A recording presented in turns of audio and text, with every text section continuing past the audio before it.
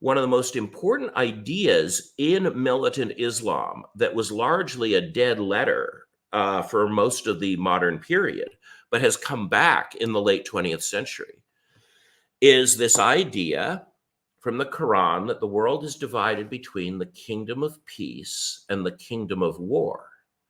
The kingdom of peace is the place that is under the political control of Islam, places that have submitted. And the kingdom of war is everywhere else. And the reason the kingdom of war is full of war, the reason it's constantly under attack, the reason Muslims are attacking it is because that's its fault. You've chosen to live in the kingdom of war. And so, of course, this is going to happen to you. You brought this upon yourself. Right. And so what we see is people like Jacques Derrida, whose political consciousness was formed by the Algerian Civil War. And you got to think about these people like Foucault, Derrida, etc. When they're growing up, the Algerian War of Independence is on the front page of the paper every day. The ideas that animated that war diffuse through the French left and infuse the French left.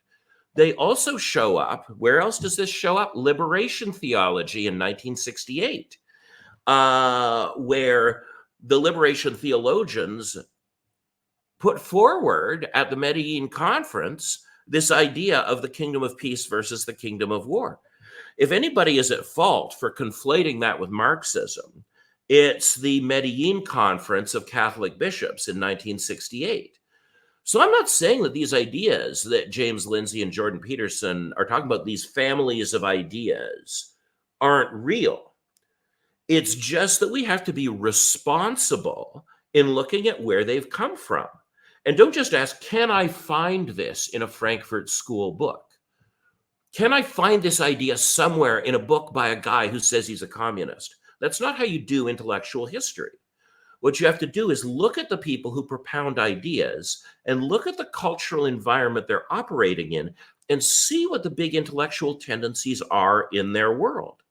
And it's not the Frankfurt School of Marxist interpretation that informs people like Foucault and Derrida, who, let's be clear, denounce Marxism in 1968 and say they are anti-Marxist.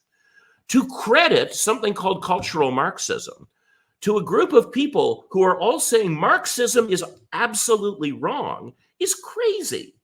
Like, that's not a responsible way to label anything. But I think that if people didn't have a foregone conclusion, an answer they already wanted to find, if they were not begging the question, we could be and should be asking very important historical questions about where the ideas that comprise wokeness have come from.